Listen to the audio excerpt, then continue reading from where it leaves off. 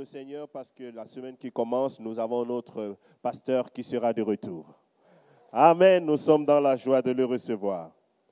Et j'ai pu voir comment il a été presque intronisé. Il est devenu un grand chef traditionnel africain. Pour ceux qui ont regardé sur Facebook, il a mis son gandoura de chef.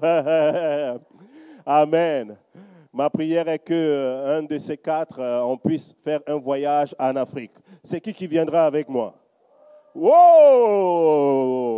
On va se planifier ça. Amen. Le monde vaut la peine d'être visité. Amen. Quand tu visites le monde, tu comprends mieux la vie. Quand tu restes là où tu es, parfois tu penses que tu as tout compris, mais tu comprends tout dans la boîte. Mais quand tu bouges, tu vois d'autres affaires, tu vois d'autres styles de vie, tu vois d'autres personnes qui sont joyeux avec peu.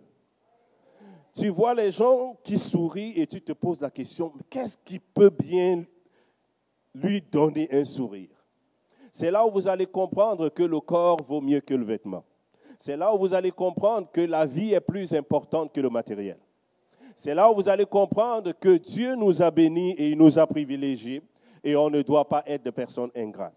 C'est là où vous allez comprendre pourquoi Jésus ne restait pas sur place. Il allait partout afin de propager cette bonne nouvelle et que la multitude, plus de monde de partout soit sauvée. Parce que c'est l'humanité tout entière qui révèle la gloire, la beauté, la splendeur, la profondeur, la grandeur de Dieu. Alléluia. Donc, nous sommes joyeux. Il y a du soleil aujourd'hui.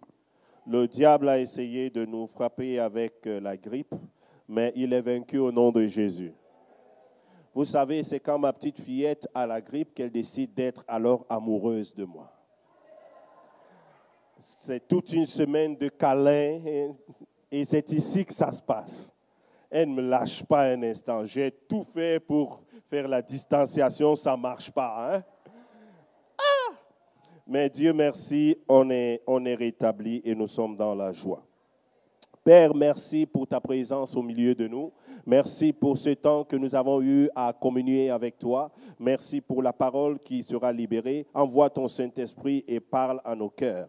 Seigneur, au nom de Jésus, une personne qui est venue ici avec un cœur attristé, je demande la restauration au nom de Jésus. Une personne qui est venue avec des peurs et des craintes, je demande, ô Dieu, que tu soutiennes la personne et que tu remontes le chemin à la personne. Au nom puissant de Jésus-Christ, Amen. Aujourd'hui, je vais parler sur avancer avec Jésus. Je vais prêcher, mais je vais également enseigner. Quelqu'un dit avancer avec Jésus. Oui, avancer avec Jésus. Il faut avancer avec Jésus. Parce qu'il y a des gens qui font du surplace avec Jésus. Je vous explique pourquoi c'est important d'avancer avec Jésus. Il y a des gens qui ont donné leur vie au Seigneur Jésus. Ça fait 1 an, 2 ans, 3 ans, 10 ans, 20 ans, même parfois 100 ans. Non. Mais on a l'impression qu'on n'avance pas avec le Seigneur. Il faut comprendre que depuis que l'Église a commencé, l'Esprit de Dieu travaille dans l'Église, dans les enfants de Dieu. Et il y a un mouvement de l'Esprit. Vous voyez les gens prendre l'envol. Tu dois comprendre que toi aussi, tu dois suivre le mouvement de l'Esprit et avancer avec Christ.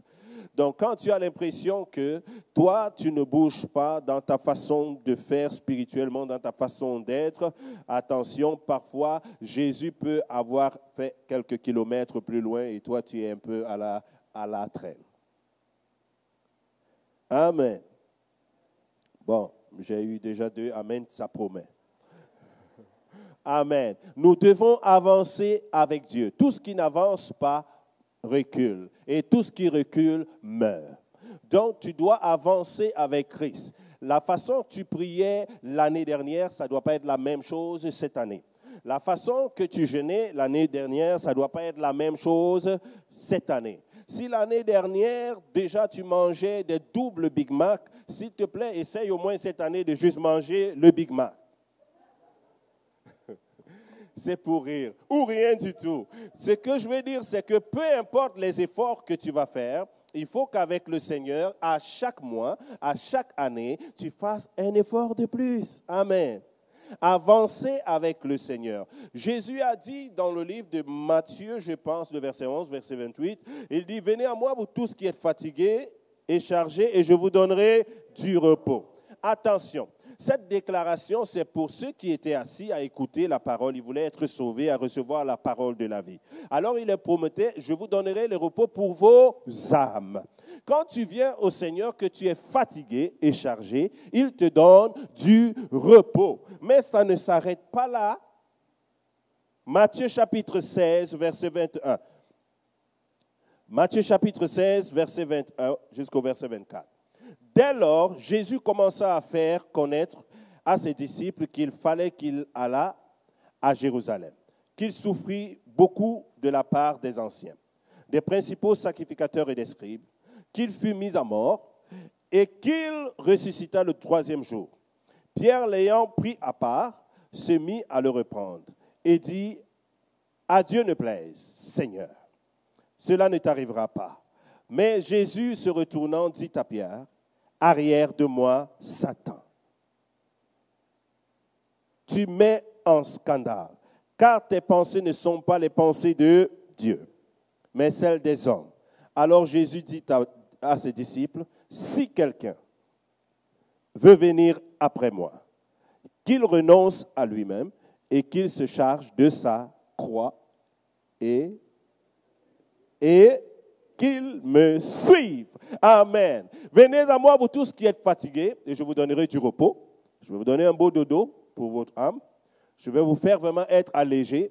Tout ce qui pesait dans vos vies, la mauvaise vie, l'alcool, la fumée, la drogue, les malédictions, les choses comme ça, la colère, le mauvais caractère, je vous donnerai du repos de toutes ces choses. Mais cette conversation, c'est tout autre chose. On n'est plus au chapitre 11, on est au chapitre 26. Il y a M. Pierre qui n'a pas compris que Jésus avance. Dis à ton voisin, Jésus avance. Jésus avance. Ça ne veut pas dire que la Bible est contradictoire, elle est plutôt complémentaire. Ce que vous dites aux enfants quand ils sont au primaire 1, ce n'est pas la même chose qu'on dit quand ils sont au primaire 3. C'est vrai? Quand ils sont rendus au primaire 5, ce n'est pas la même chose. Donc, ça ne veut pas dire qu'on efface tout ce qu'on avait dit auparavant, mais non, on complète, on upgrade, on met à jour. Alors, ici, Jésus dit, si quelqu'un veut venir après moi, qu'il renonce à lui-même, qu'il se charge de sa croix et qu'il me suive. Si quelqu'un veut me suivre, qui est ici qui veut suivre Jésus? Tout le monde veut suivre Jésus et tout le monde suit Jésus. La différence entre le venez à moi, l'appel que Jésus a donné, et suivre Jésus, c'est que c'est toi qui vas le faire. Dis, c'est moi qui vais le faire. Oh yes, c'est toi qui vas le faire. Il dit, si une personne veut me suivre, si quelqu'un veut venir après moi, qu'il renonce à lui-même. Donc, avancer avec Christ, première des choses que ça va te demander, c'est de renoncer à toi-même, à ton confort, à tes rêves. Moi d'abord, tout le reste après. J'espère que vous m'aimez toujours ce matin. Hein? Ce n'est pas moi qui ai dit heureusement, ce n'est pas moi qui dis ça. Il dit, si quelqu'un veut venir après moi, qu'il renonce à lui-même, qu'il se charge de sa croix. Première des choses, tu dois renoncer à toi-même. Renoncer à toi-même, ça ne veut pas dire que tu ne dois pas prendre soin de toi. La Bible dit, tu aimeras ton prochain comme toi. Quand il s'agit d'aimer une autre personne, tu dois te préférer d'abord. Tu aimeras ton prochain comme toi-même. Donc, c'est normal que tu t'aimes, parce que si tu ne t'aimes pas, ça veut dire que tu ne connais pas l'amour. Et si tu n'as pas d'amour, tu ne peux pas donner d'amour. Est-ce qu'on se comprend? Maintenant, il dit, tu dois renoncer à toi-même. Lorsque tu renonces à toi-même, ça ne veut pas dire que quelqu'un t'a privé du droit que tu as de t'aimer, de t'apprécier, de passer en premier. Allô? C'est un don que Dieu nous a donné. Il nous a donné la capacité, le libre arbitre. Il a fait de toi le patron de ta vie. Mais sauf que quand tu veux suivre Jésus, c'est toi qui prends les clés de ta vie et tu les lui donnes volontairement. Donc quand Paul dit qu'il est devenu esclave de Jésus, ce n'est pas parce qu'il a été pris en esclavage. Non, c'est parce qu'il a donné les clés, la boussole, le volant, le guidon de sa vie à Jésus volontairement. Donc il dit, si quelqu'un veut venir à moi, qu'il renonce à lui-même. À un moment donné, on a tellement pensé à nous. Oh, me, mon, ma, moi, je. Me, mon, ma, moi, je. Me, mon, ma, moi, je. Parfois, quelqu'un t'écrit une phrase. Dans la phrase, ce n'est que du moi, me, mon, ma, me, je, mon. Il pense tellement à lui. C'est humain. L'égoïsme est humain. Mais à un moment donné, si tu suis Jésus, si tu suis Dieu avec le plan qu'il a pour ta vie, il faut que tu renonces un peu à tout ce que tu voulais toi-même devenir parfois. Amen. Ça arrive parfois qu'on tienne tête à ce que Dieu... Il y a un moment, la Bible dit qu'il y a un temps pour chaque chose. Parfois, tu peux avoir fait quelque chose, après Dieu dit, ok, mais ça là maintenant tu arrêtes. Tu arrêtes maintenant, je veux que tu fasses autre chose. Mais si tu n'as pas encore renoncé à toi-même, tu vas dire... Ça, c'est le diable. Diable, je te lie au nom de Jésus. C'est pourquoi, M. Pierre, lorsque Jésus a dit que moi, dans quelques jours, je ne serai plus avec vous, je vais mourir. Pierre n'avait pas la révélation. Il pensait à une seule chose, de comment il est devenu star depuis qu'il a rencontré Jésus. Le monde veut les voir. C'est lui qui prend les rendez-vous de Jésus. Il est devenu tout à coup, il est parti d'un pécheur à un célèbre monsieur. Tout le village le connaissait. Maintenant, Jésus vient lui dire que lui, il va laisser qu'on le tue. Ah, il a compris que ça, c'est le diable. C'est pourquoi il a dit à Jésus, oh, qu'à Dieu ne plaise, on n'autorisera pas quelque chose comme ça. C'est parce que Pierre aimait sa petite vie. Et Pierre était amoureux de lui-même, victime de son propre charme. Il était tellement sûr qu'il avait compris la chose. Mais Jésus s'est retourné. Qu'est-ce que Jésus dit? Arrière de moi, Satan. Est-ce que Pierre s'appelle Satan? C'est son nom propre, Pierre Satan? Il ne s'appelle pas Satan. Mais ce n'est pas Pierre que Jésus a repris. Mais la Bible dit que Pierre se retournant, le reprenant, lui il a repris Jésus en disant ce qui n'était pas bien, ce qui était de Satan. Quand Jésus se retourne, il dit, arrière de moi, Satan. Donc, à des fois, quand tu as une voix, que ça vient d'un ami, que ça vient d'un copain, une copine, que ça vient d'une personne qui veut te détourner du plan de ce que Dieu veut que tu fasses, tu as le droit de dire, arrière de moi, Satan. Ces idées qui t'empêchent de comprendre le plan de Dieu et de suivre la trajectoire de Dieu, qui t'amènent toujours à rétrograder, à reculer, à recommencer. Il y a des gens comme ça qui étaient peut-être supposés être loin maintenant, mais qui n'ont jamais vraiment essayé de faire la chose que Dieu leur a mis à cœur de faire. Tu n'as jamais essayé parce qu'il y a toujours un Pierre qui est à côté de toi, qui te dit, hey, écoute là, tu ne peux pas te mettre, on ne te laissera pas. Tu dois dire, arrière de moi, Satan. Parce qu'il arrive parfois que Dieu laisse que tu passes par une situation qui peut être compliquée, mais parce que c'est ça le process.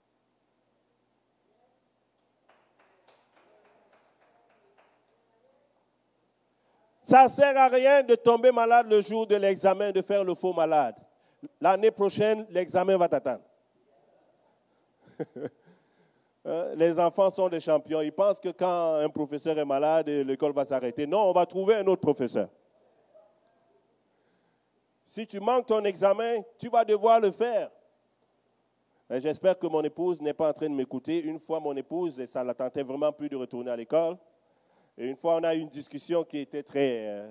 elle était joyeuse à la fois, mais assez particulière. Et elle me disait, elle voulait me convaincre qu'elle ne veut plus entendre parler d'école, elle est fatiguée de tout ça. Et moi, je ne savais pas quoi lui dire, elle savait déjà ce que je pensais. Mais Dieu m'a inspiré ce jour. Je l'ai regardé, j'ai dit, tu ferais mieux de t'y mettre parce que sinon, tu vas devoir peut-être partager la classe avec notre premier fils.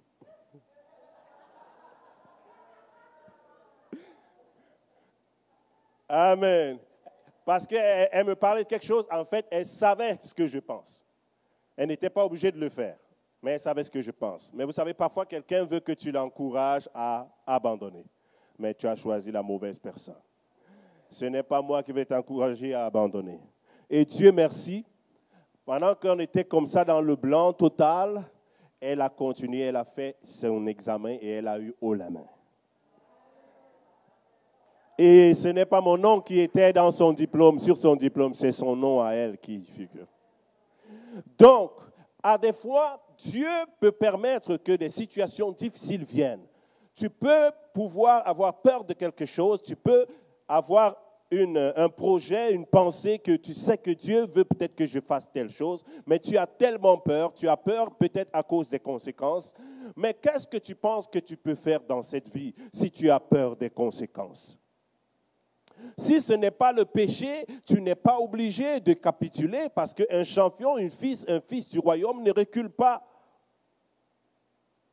Si tu veux suivre Jésus et avancer, tu dois faire comme Jésus a fait. Il a dit, arrière de moi, Satan.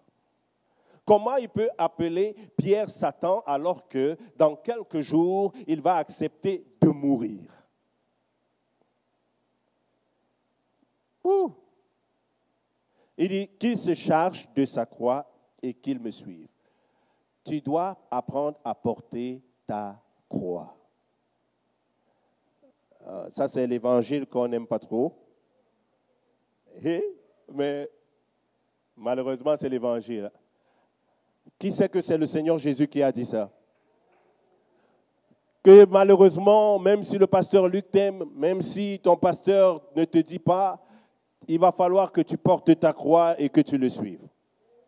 Donc, comme ça ne suffit pas, qu'il faut que tu renonces à toi-même, que tu ne sois plus le premier de ta vie. Il faut que tu portes aussi quelque chose pour le suivre. Tu dois porter ta croix. Je tiens à vous souligner que quand Jésus le dit, il n'est pas encore mort sur la croix. Lui-même, il n'a même pas encore porté sa propre croix. On ne parle même pas encore de croix. Parce qu'on ne sait même pas encore de quelle mort il mourra. Mais il n'y avait que la prophétie qui disait de quelle mort il mourrait. Il leur dit, si Richard, tu veux me suivre, il va falloir que tu renonces à toi-même, que tu portes ta croix et que tu me suives. Alors, si quelqu'un vient te dire un jour que moi, je vais porter ta croix à ta place, quand Jésus t'a dit que tu vas porter ta croix et tu vas me suivre avec ta foi, attention, c'est un séducteur. Amen.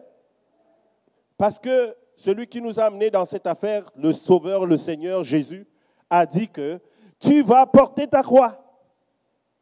Et il ne s'est pas seulement arrêté à le dire, lui-même il l'a fait. Il a porté sa croix. Tu dois porter sa croix. La croix, c'est quoi? La croix, c'est tous les bobos que tu traînes avec toi. C'est le poids du sacrifice lié à ce que tu veux faire ou ce que tu veux devenir. Ta croix, c'est les problèmes que tu as avec toi. Aucun problème ne te donne le droit d'abandonner le Seigneur. Aucune situation ne te donne le droit d'abandonner le Seigneur.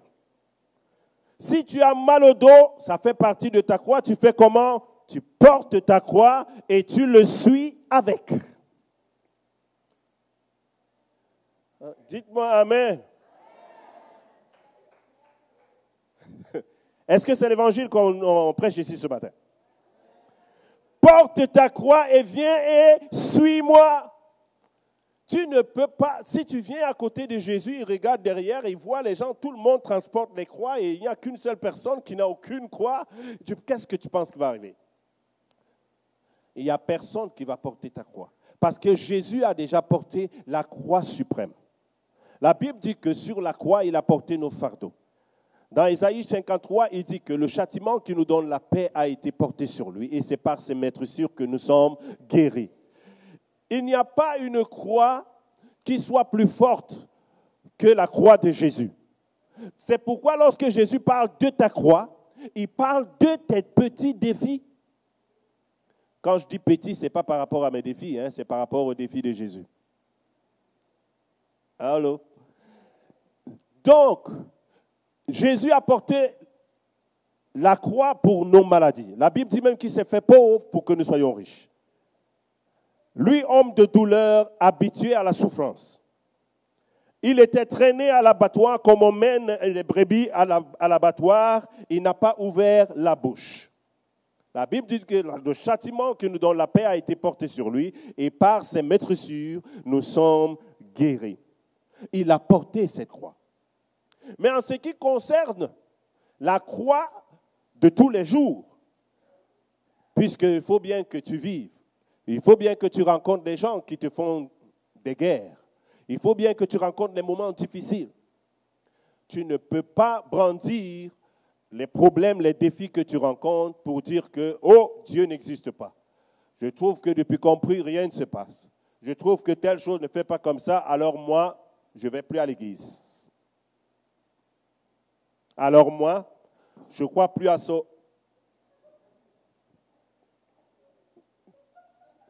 J'ai entendu les gens qui disent comme ça, oh, moi je ne crois plus à ça. Ils disent, oh, ce n'est pas tout à fait comme je pensais. Là. Ah oui, c'est parce que quand tu es venu, tu étais en maternelle pour 4 ans.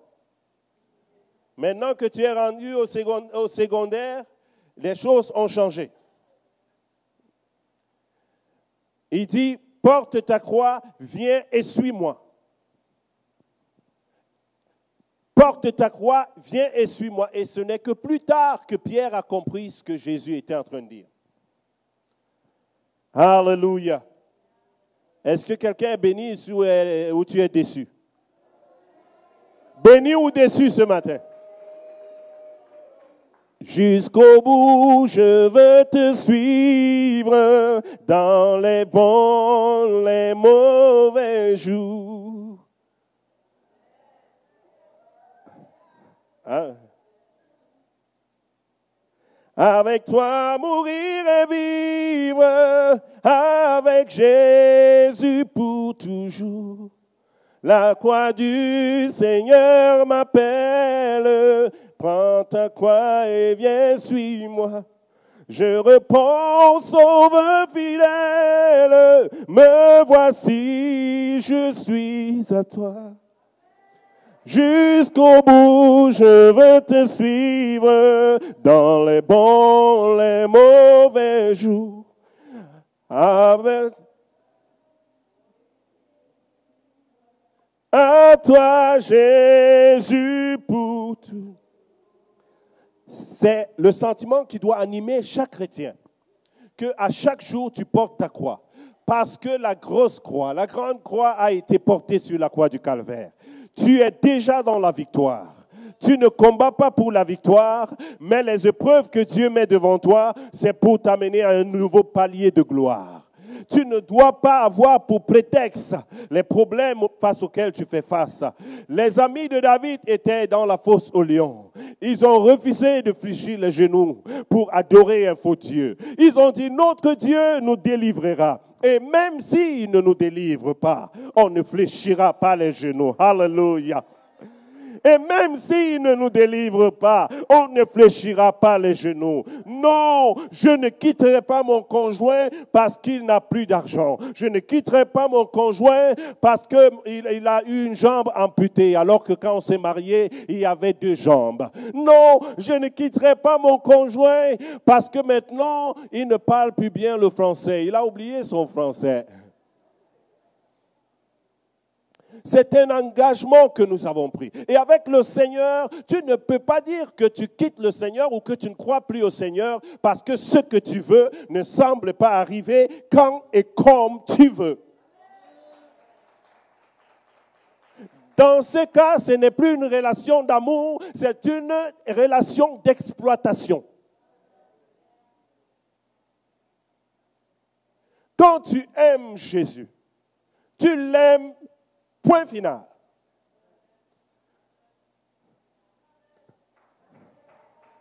Alléluia.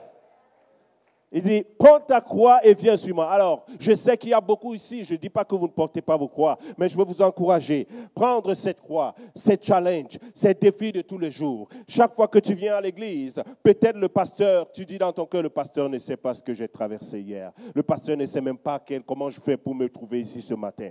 Non, le pasteur ne sait pas, mais Jésus le sait.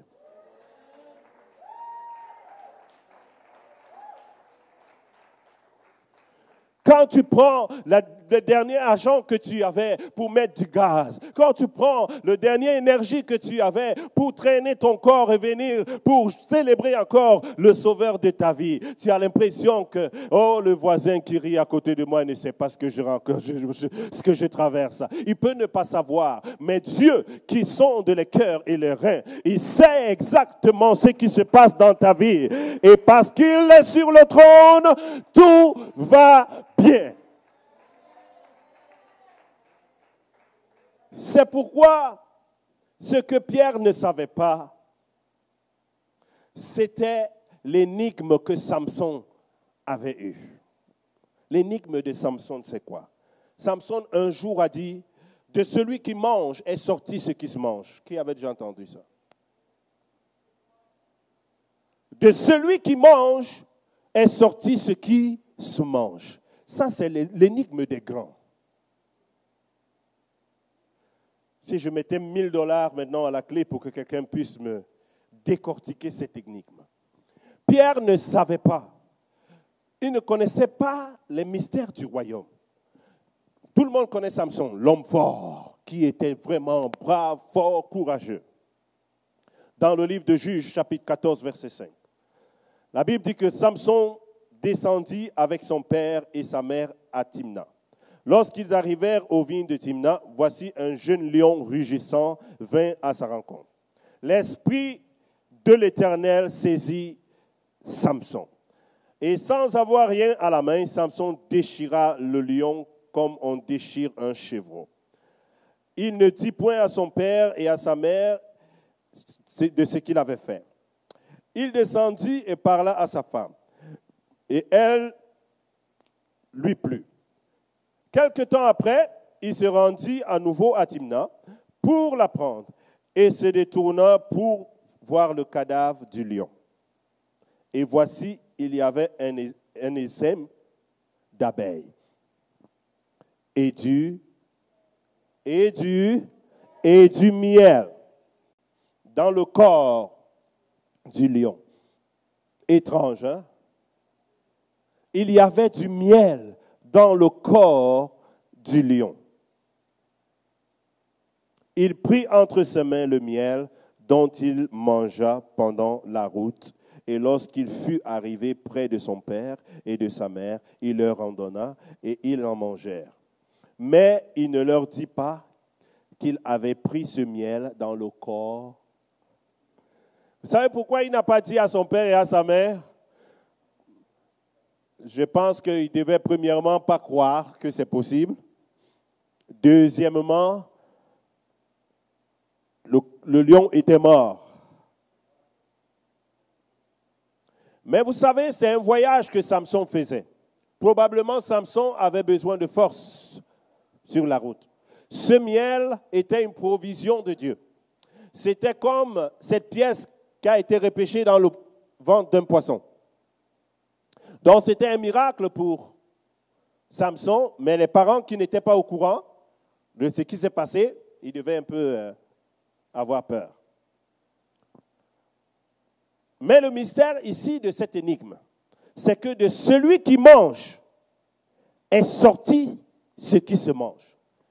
Dieu me dit de te dire aujourd'hui, de cette situation qui semble être un Goliath, de cette situation qui semble venir pour te tuer, peut sortir de la nourriture, de la provision pour toi. Tu n'as pas compris. Le lion n'était pas venu pour jouer avec Samson.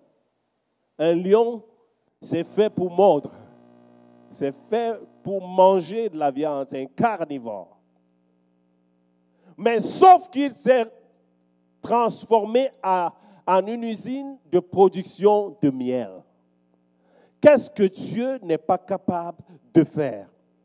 Lorsque tu ne recules pas, parce que tu refusais de porter ta croix et d'avancer au milieu de ces problèmes, sache que Dieu va transformer ce qui venait pour t'engloutir.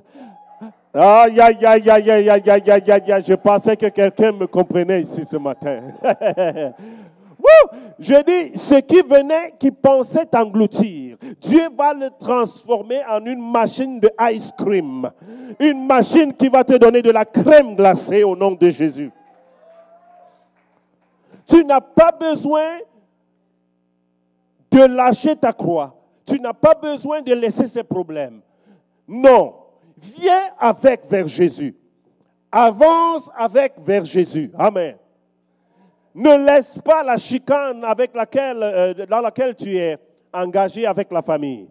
Oh, je me sens plus totalement chrétien parce que la façon que j'ai crié après ma soeur hier, je me sens plus chrétien. Alors là, il faut que je reste à la maison pendant 1 mois pour me sanctifier. Ça, c'est satanique. Il y a des gens qui font ça, hein? Parce que tu étais hors de toi aujourd'hui, tu as sacré, tu as fait des choses. Après, on te revoit à l'église après 1 mois parce que tu te donnais le temps que ton cerveau oublie. Non. Mets ça dans ta croix, viens avec. Les billes, tout le monde en a les billes. Mets dans ta croix, viens avec. N'abandonne pas le Seigneur à cause de ces choses. Mets dans ta croix, mets dans ton dos et viens avec. Suis-moi avec. Monsieur Samson a pris son lion. La Bible dit qu'il est repassé par là où il avait laissé le cadavre du lion. Qu'est-ce qu'il allait voir de ce lion? Ce qui semblait être un plan de destruction était devenu un plan de provision. Lorsque Jésus, cette nuit fatidique, il priait et il disait, Seigneur, s'il était possible que cette coupe passât outre moi. Regarde ton voisin. Dis-lui, ta coupe n'ira nulle part.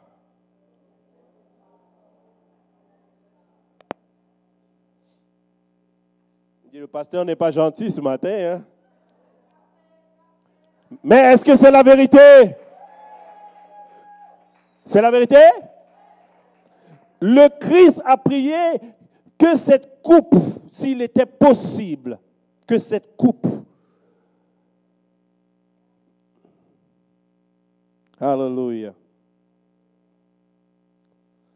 ta coupe n'ira nulle part. Parce que moi, je ne boirai jamais ta coupe. Non. Le Seigneur a bu notre coupe à nous tous. C'était sa coupe. Et il y avait Pierre qui voulait le convaincre que tu n'es pas obligé de la boire. Tu sais, Seigneur, ils ont péché, on n'y peut rien. Il a dit, arrière de moi, Satan. Il y a des coupes dans la vie que si tu veux les tasser, tu n'iras pas plus loin. À un moment de la vie, tu dois prendre ta coupe et la boire. Tout le monde ici comprend c'est quoi boire la coupe, non? C'est mon problème, je l'assume, je le supporte, je l'endure, je combats jusqu'à la victoire.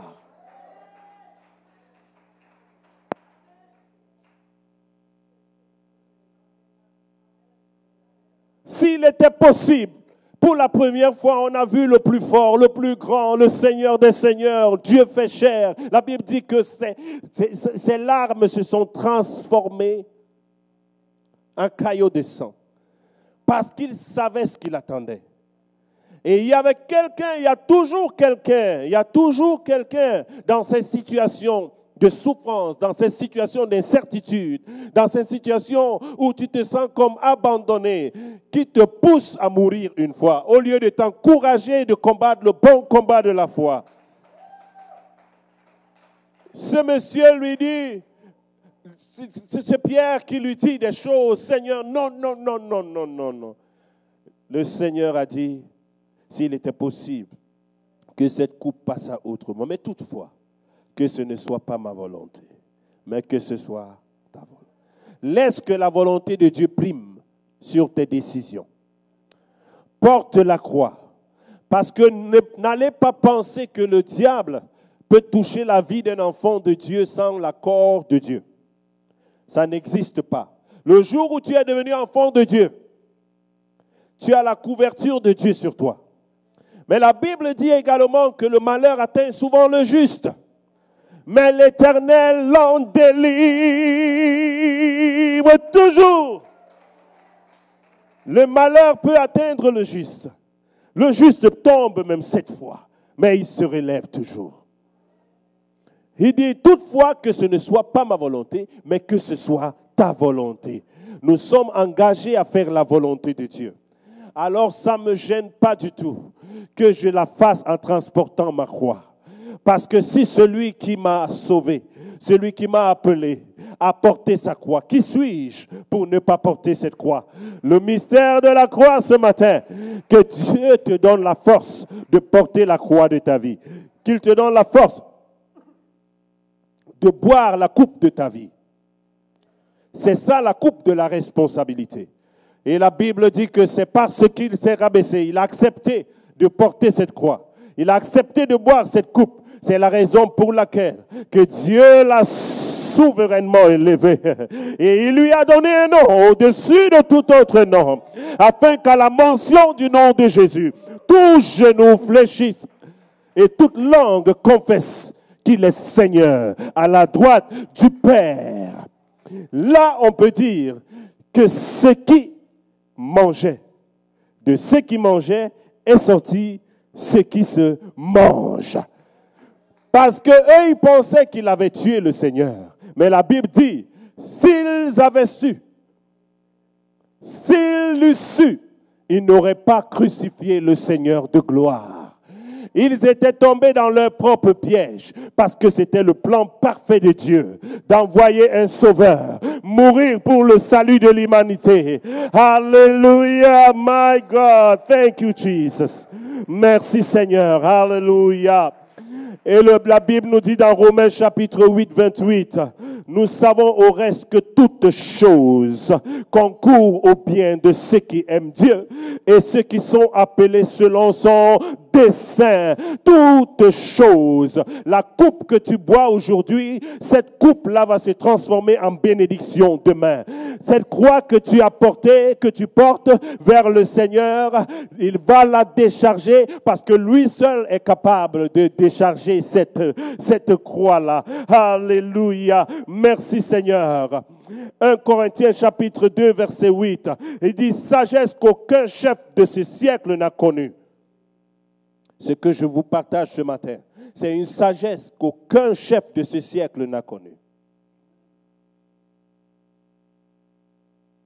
1 Corinthiens chapitre 2 verset 8. Car s'ils l'eussent connu, ils n'auraient pas crucifié le Seigneur de gloire. Si Jésus avait renoncé à sa croix, ce qui serait arrivé, c'est que nous serons encore morts dans notre péché aujourd'hui.